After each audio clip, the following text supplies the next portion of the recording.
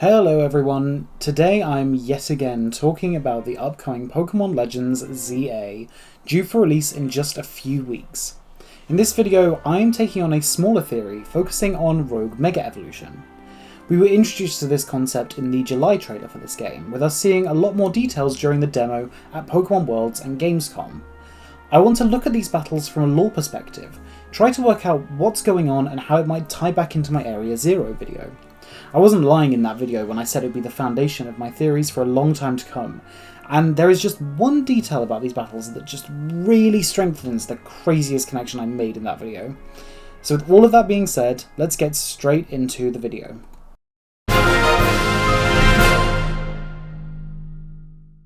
Mega Evolution was a new feature introduced in 2013's Pokémon X and Y. It was the first generational gimmick, and was even lucky enough to return in all of the Generation 7 titles, including Pokemon Let's Go Pikachu and Eevee. However, at the same time that the Pokédex Cup was announced for Sword and Shield, it was confirmed that Mega Evolution wouldn't be returning, which was honestly the much bigger deal to me. Of course, the month after we got the reveal of Gigantamax, which was very much a here's Mega Evolution by a different name feature in many ways, and well, we'll come back to that. Mega Evolution has featured in a ton of Pokemon spin-offs since 2013, from Pokemon Shuffle to Pokemon Masters to Pokemon Go and even Pokemon Mystery Dungeon. But the main series kind of just ignored it for a while, not adding any new Mega Evolutions since Omega Ruby and Alpha Sapphire, and not even bringing the feature back for 6 whole years. It was only last year in the first teaser for Pokemon Legends ZA that it was confirmed that Mega Evolution would return. Of course, we now know that there's a lot going on with Mega Evolution in ZA, but one of the main features that we see in this game is a new system of battles called Rogue Mega Evolutions. These battles are reminiscent of previous boss battles in the series, such as Noble Pokemon in Legends Arceus, Terra and Max Raid bosses, and Totem Pokemon in the Alola titles. So what is the big deal with Rogue Mega Evolution, and why is it different to normal Mega Evolution? Well, Mega Evolution requires 3 key components: a Mega Stone attached to a Pokemon, a trainer holding a keystone, and a strong bond between trainer and Pokemon. Rogue Mega Evolutions actually have none of these components involved. So the question is, what's causing Rogue Mega Evolution? I've previously theorized on this, specifically suggesting that the concentration of Infinity Energy in and around Lumio City is causing surges of Mega Power, leading to certain Pokemon being forced into their Mega states, similar to how Power Spots work in Pokemon Sword and Shield. We even see a Helix Spiral coming off the Rogue Mega Pokemon before you enter battle.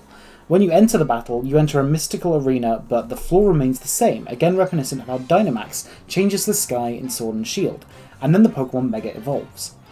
So, am I married to the theory of there being a build-up of Infinity Energy in Lumio City, causing the Mega Crystals to form and infecting Pokemon? Yeah, actually I think I'm pretty on the money with that one. Interestingly, when the Rogue Mega Pokemon is defeated, the energy that creates the arena is all absorbed into one singular point, crystallizing and creating the corresponding Mega Stone of that Pokemon. We see this in the demo footage with Absol creating Absolite. This is particularly interesting, as in X and Y it was theorized by Professor Sycamore that Mega Stones were elemental stones that were affected by the infinity energy of the ultimate weapon, creating different Mega Stones.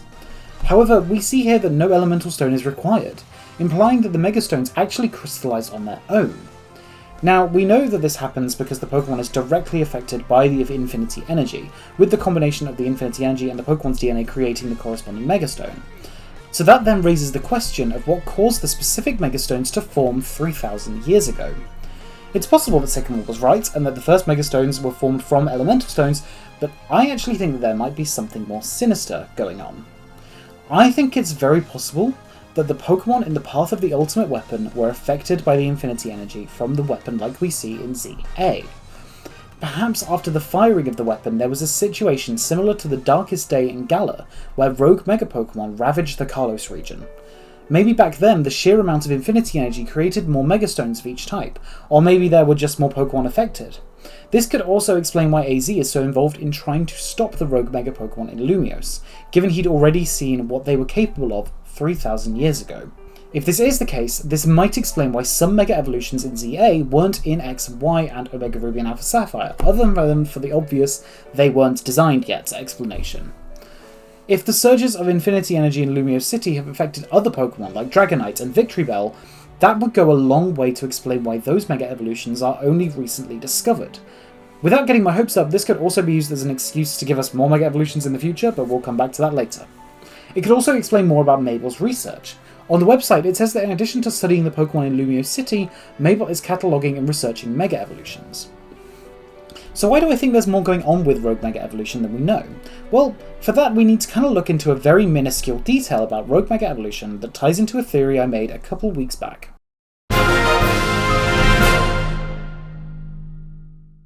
In my Area Zero video, I spoke about the connection between Eternatus and AZ. To briefly summarise, I believe that Eternatus is an Ultra Beast from another dimension, brought into our universe, or rather the universe of the Pokémon games, 20,000 years ago by Necrozma, whether intentionally or not. I also believe that Eternatus is somehow related to Infinity Energy of its universe. I pointed out earlier that there are a number of similarities between Gigantamax and Mega Evolution. There's also the fact that Rogue Mega Pokemon have a Helix Spiral of Infinity Energy coming off them, which is very similar to how powerful Max Raid Dens in Sword and Shield would have a Helix of Dynamax Energy coming off them as well. The colour of these dens is also very similar to the colour of energy coming off of Rogue Mega Evolutions in ZA. Not to mention the fact that there are very clear similarities between the way that Infinity Energy and Dynamax Energy work. If you want the full rundown, watch that video, I will have put it in the cards. However, there is one thing that I noticed in the demo footage for ZA. In this footage, when the player first enters the battle with Mega Absol, the Mega Evolution doesn't just happen normally. The energy ball grows a few times and makes Absol significantly larger, making it a more imposing Pokemon than before. This doesn't just normally happen in, normal Mega Evolution in this game. We don't see this when the trainer is evolving into Mega Alakazam or Mega Lucario or anything like that. But it's not the first time that boss Pokemon have had a size increase. In fact, all of them do, aside from Terra Raid bosses. But what does that actually mean? For now, I'm ignoring the other instances of this and focusing exclusively on Rogue Mega Evolution. This really strengthens the connection between Eternatus and Infinity Energy. As I speculated in that previous video, in Eternatus' universe, a Pokemon being blessed with Infinity Energy would make it larger, allowing for Dynamax and, more importantly, Gigantamax. We know that Infinity Energy is an ancient energy from the birth of the Pokemon universe, so let's look at Pokemon Legends Arceus for a moment. The Noble Pokemon and the Ride Pokemon from Legends Arceus are all said to be descended from Pokemon blessed by Arceus, right? That would definitely imply that they'd all been imbued with Infinity Energy in some way. Not enough to trigger a Mega Evolution, but enough to cause them to grow in size somewhat. Now, I'm not saying that eventually these Pokemon would be able to grow to the size of Dynamax Pokemon. I'm suggesting that in Eternatus' home universe, that is how Infinity Energy presents itself, and it's very possible that, like either Arceus in the main game's universe, Eternatus is the origin of Infinity Energy in its own universe, or at least connected to it like Rayquaza. So what? Do I now think Eternatus is going to show up in Legends EA? Of course not, that would be quite a stretch. Instead, I think it's very possible that either we will get more lore on Eternatus in this game, or the next Legends game will be set in Galar. Of course, that's quite a leap, and it doesn't really relate to Rogue Mega Evolution, but it's a topic for a future video, perhaps. What we need to take away from this is, in this video, is that they are continuing to push this idea of larger Pokemon being connected to Infinity Energy. We can even see this in Alpha Pokemon, who all learn moves that other members of their species can't, and also have reverbed versions of their cries similar to Mega Pokemon. There is also one other important detail that we need to remember about Rogue Mega Evolution. The Pokemon are suffering. It's explicitly stated in the demo footage, but it's obvious enough from the animations of Absol in the trailer. It's in great pain. This is incredibly similar to the post-game of Sword and Shield, where Swordwood and Shieldbert pumped Pokemon full of Galar particles, causing them to Dynamax, and causing them great pain, as well as being reminiscent of the frenzies from Legends Arceus. So why is this significant? Well, Infinity Energy is the life force of Pokemon and people, and the foundation of the Pokemon universe itself. So the question I have to ask is, why does a Pokemon being imbued with more of that energy cause it pain? Well, what makes this question even more interesting is that it seems a strong bond with a trainer can cure this suffering.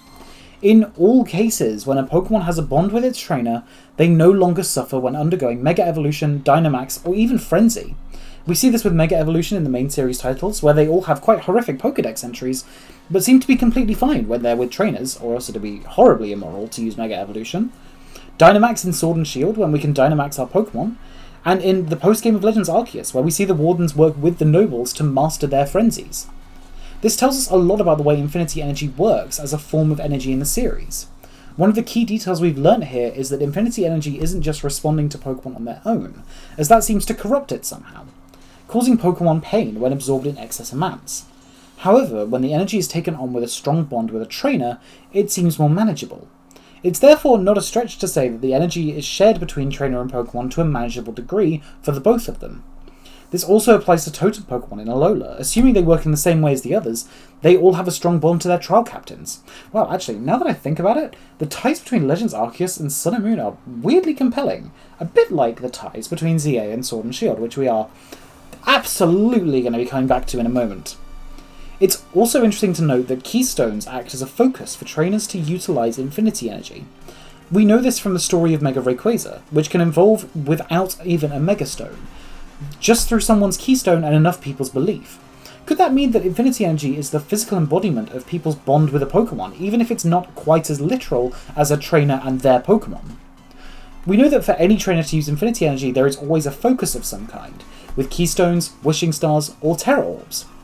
Also, when Mega Evolving Rayquaza, the flavor text says that the trainer's fervent wish reached Rayquaza, which could easily imply that in some way Infinity Energy is related to wishes. Doesn't that remind you of how Dynamax is only possible through Wishing Stars and Wishing Pieces? Yet another connection. So now, I kind of want to see whether there's anything that we can actually learn about Rogue Mega Evolution from Pokemon Sword and Shield. Now, I know that people will say that I'm trying to force a connection here, but as we've spoken about in the last couple of months, there is a lot of connections between the Lumio City and the Galar region at the minute, and we kind of need to work out what's going on there and what we can work out about ZA by looking at Sword and Shield and seeing what they might pull from that title.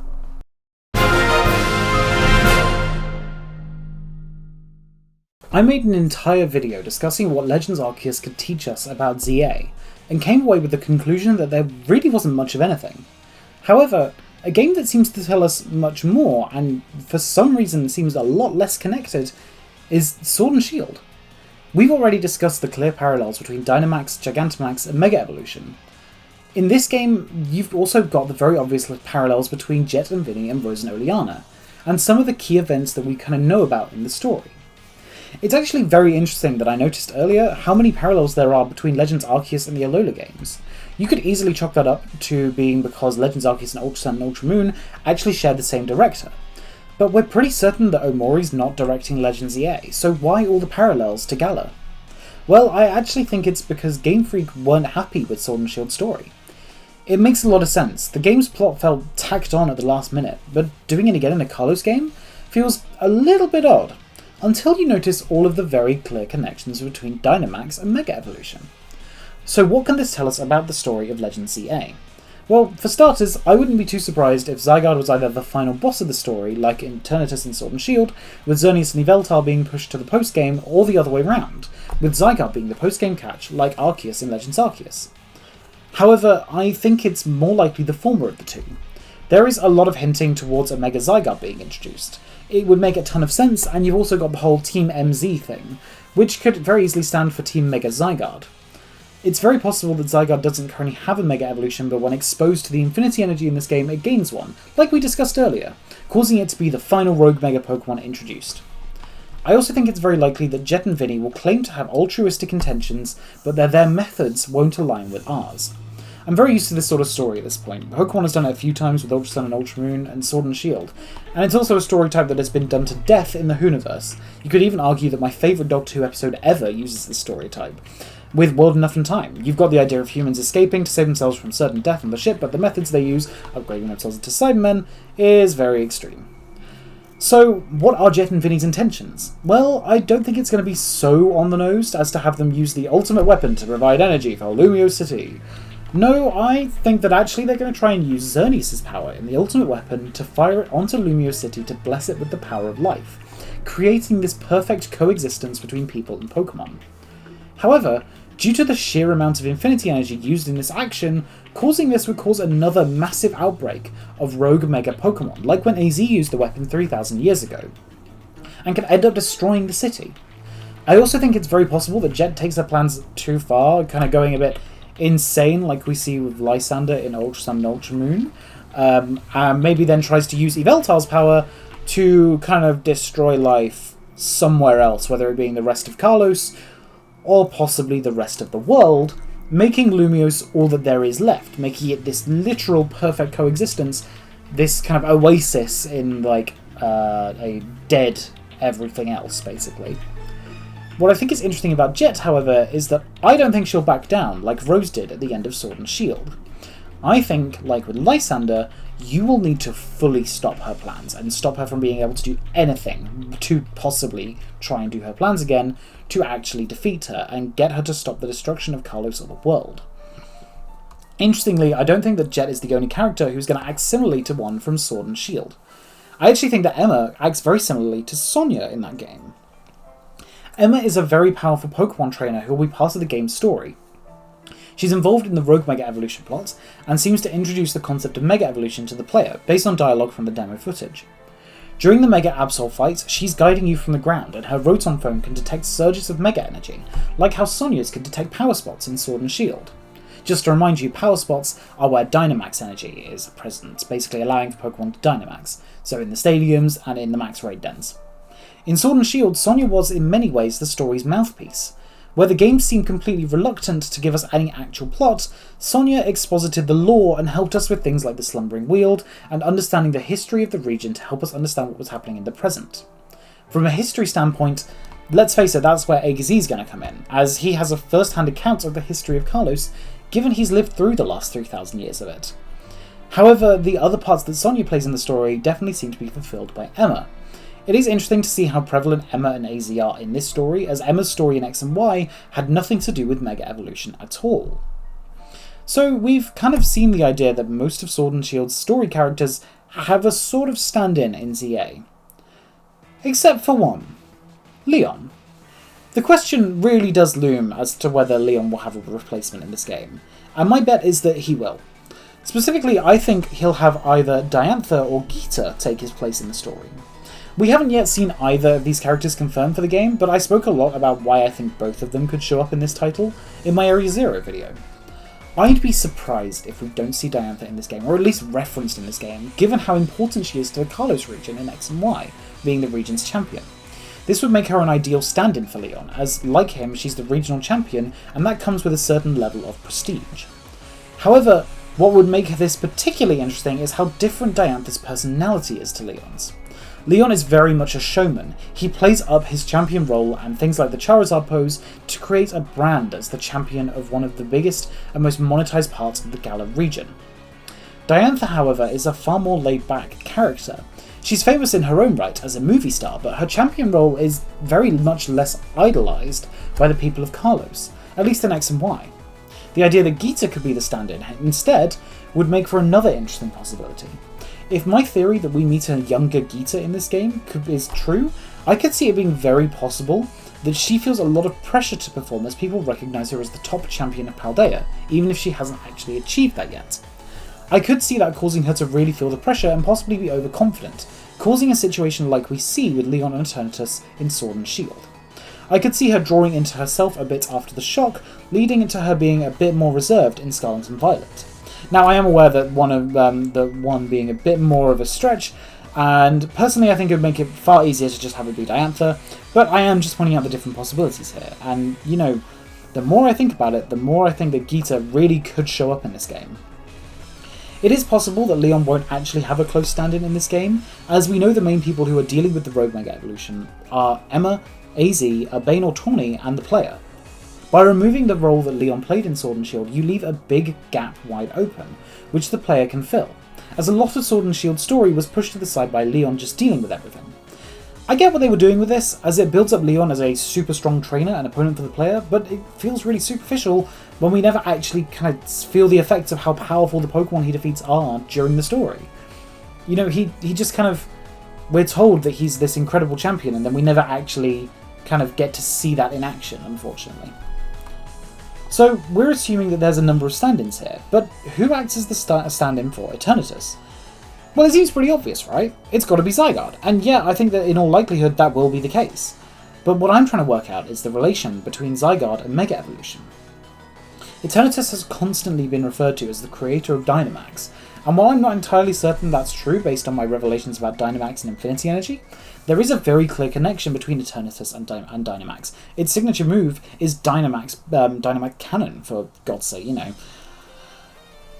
However, Zygarde doesn't really have those relations to Mega Evolution. At least not right now. There's a lot of reason to believe that Zygarde will get a Mega Evolution in this game, not through leaks, just through basic conclusions and the whole Team MZ thing that we talked about earlier. Now, this could be all that it needs to stand in for Eternatus. Zygarde tries to stop Jets, gets exposed to enormous amounts of Infinity Energy, and is forced into a Mega Evolved state, causing it to become a rogue Mega Pokemon. In fact, that seems like the most logical way for the story to continue. However, there is just one tiny little niggle about all of this that makes me unsure if Zygarde is actually going to play this role in the story. I spoke in my last video about how Arceus wasn't available during the story of Legends Arceus. I think that at least in part this might be true of Zygarde as well. In the trailers we've seen a few Zygarde cells around the world. This definitely implies that we'll be collecting cells like we did in Sun and Moon. But would they make a collection challenge like that a mandatory part of the main story? It seems unlikely, given how often they have these collectathons in games outside of just Pokédex completion. Like the Zygarde cells in Sun and Moon, Totem Stickers in Ultra Sun and Ultra Moon, Unknown and Wisps in Legends Arceus, and Roman Gimmighoul in Scarlet and Violet, even the Megastones in X, Y, Omega Ruby and Alpha Sapphire. But none of those are ever actually part of the main story. They're optional side quests that you can go on in the post-game usually, but also during the main story. So that definitely implies that Complete Zygarde, at the very least, is going to be a collection reward. Would they give Zygarde a Mega Evolution that doesn't go over Complete Zygarde? It is possible, but it just wouldn't really make much sense. What would be the point of having both? So here's my thinking. It could be that Zygarde isn't actually the legendary Pokemon that will be in the climax. Think about it like this. I think that there are one, or maybe two Pokemon that could get a Mega Evolution as a major climactic moment here. Now, that's not to say that I don't think that Zygarde will get a Mega Evolution here. In fact, I think it almost certainly will. But I'm not sure it will be as important to the main story. Specifically, I think actually Xerneas and Yveltal could get the Mega Evolutions during the final battle of the main story. It's important to remember that it wasn't Arceus that got a new form in Legends Arceus, but Dialga and Palkia. I could very easily see this being true for Xerneas and Yveltal as well, although the pair have been weirdly absent from the game's marketing. Just as a reminder, it's actually been a while since we talked about it, but their main colours actually appear in the game's logo within the minus, but in a very hard way to notice. It's literally just an outline. Xerneas and Yveltal, unlike Zygarde, actually have very clear connections to Mega Evolution. Obviously they are basically what's fueling the weapon as it creates Mega Evolution. So having a battle against a rogue Mega form of one of them could make a lot of sense. And I could really easily see a post-game story where we face a rogue Mega Zygarde later on, like how Giratina appeared in the post-game of Legends Arceus, would make a lot of sense. It would also fit with the recent trend of only getting the game's main legendary Pokemon in the post-game. It's pretty much been a trend since, what, Ultra Sun, Ultra Moon? Oh no, I suppose Ultra Sun, Ultra Moon, you did get it in the main story. So, probably since Sword and Shield. Now, not to sound like a broken record, but what does this mean for Diancie? Now, okay, that is a bit of a random inclusion, but we've talked a lot about Diancie on this channel, especially in the Area Zero video, and I think that there is a very important role that it will play in the story, though I'm still not entirely sure what that's going to be yet. And yeah, I mean, I think we could see a separate story focusing on Area Zero and Diancie, a bit like how we got separate stories in both parts of the Scarlet and Violet DLC, outside of this that tied to Area Zero. I still think we'll take on Diancie as a rogue Mega Pokemon in this game, but I'm not sure yet as to how the story will fit together. In fact, I think that what's very possible is that if you have bought the Scarlet and Violet DLC and you've completed it and they recognise that on your Switch, then it's very possible from there you might be able to kind of, that you might unlock something, a bit like how in Legends Arceus, if you owned Sword and Shield, it unlocked Shaymin, or if you owned Brilliant Diamond and Shining Pearl, it unlocked Darkrai. Maybe it will give you a new story rather than just giving you, here's a battle with Diancie. But I definitely think that Scarlet and Violet is going to tie into Diancie in some way. We've talked a lot about Galar here, and I've even mentioned Legends Arceus a bit, but now I want to take a very quick look at Alola, as there's just one question that does affect Zygarde and Rogue Mega Evolution in some way.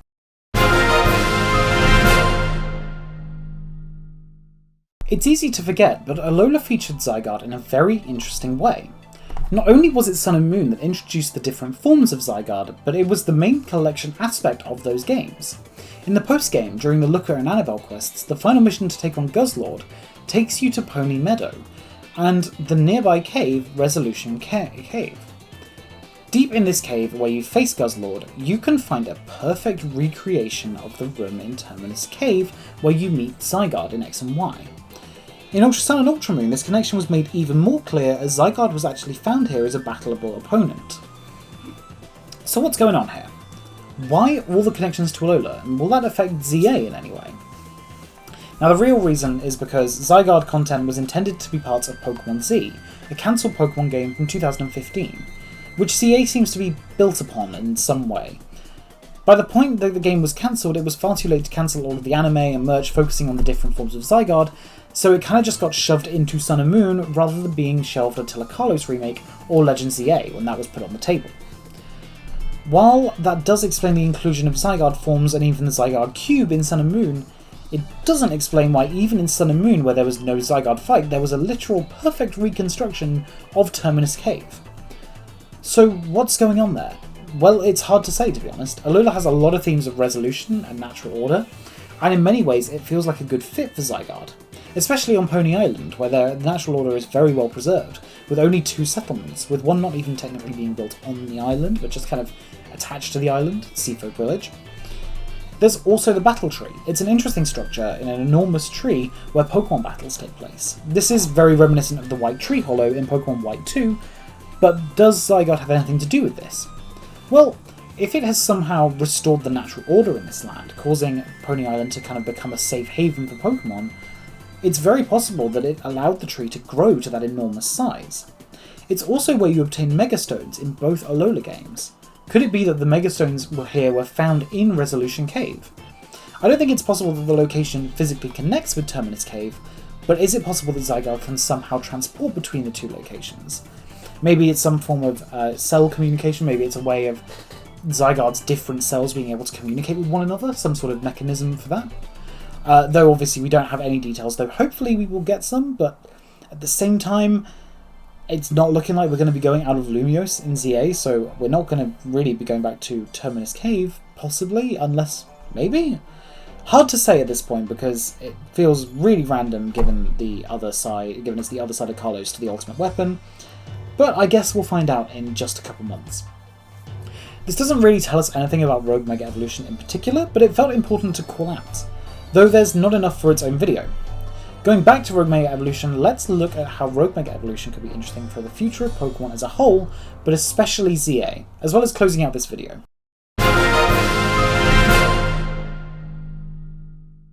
So we discussed what seems to be going on with Rogue Mega Evolution and how this would work, explaining how Pokemon possibly got their Mega Evolutions in the first place. If this is the case, then you open up the board to introducing more Mega Evolutions in the future. If you have a situation where you say that a Pokemon being exposed to excess amounts of Infinity Energy creates a Mega Evolution, then you have every reason to be able to use that further. In a future title, whether Generation 10 or a future Kalos remake or whatever, I could easily see us getting more Mega Evolutions using this method. You wouldn't necessarily have to include Rogue Mega Evolutions, but this does allow you to just say, yeah, this Pokemon got a Mega Evolution a few years back because of a surge of Infinity Energy, or whatever, you know. But this has great opportunities for updates and DLC for Legend ZA. I know, the game's not even out yet, but just hear me out. I know that I wanted more content for Legends Arceus, and while the scope for doing that more for that game was limited, and they did their best with the massive mass outbreaks, with Rogue Mega Evolution and using this new lore, if I'm right obviously, you could add new Mega Evolutions every so often. I'm not trying to say that this will happen, but it is possible. It adds more battle content to the game and gives us new Mega Evolutions without having to reintroduce them in Gen 10, if you really don't want to, though I still think they should just be in every game. This video has actually been really interesting for me. I went into the research for this video not knowing just how much I'd get out of it, but actually, it's been one of the most useful ZA videos I've made so far. At least for me, I've been able to understand more about how Infinity Energy works, strengthen my Eternatus and Infinity Energy theory, and create some good concepts for Legends EA. How accurate I am, I won't know until October 16th, but I'm actually pretty hyped either way. Even if I'm completely off with some of my predictions, I think there's a good few parts in here that give me a greater understanding of the series lore. I hope you've enjoyed this video, and all the videos I've been making recently. Thank you so much for getting us to 500 subscribers. As such, channel memberships are now available to purchase here on the channel. They start at just £2.99 a month, and all the information can be found in a post I made on the channel or on the Instagram, linked below. I've also created a Discord server, so if you want to be able to talk more with me and other members of the community about theories and discuss the games, I'd love to see you down there. The link's also in the description below. Thank you so much for watching, but until next time, au revoir.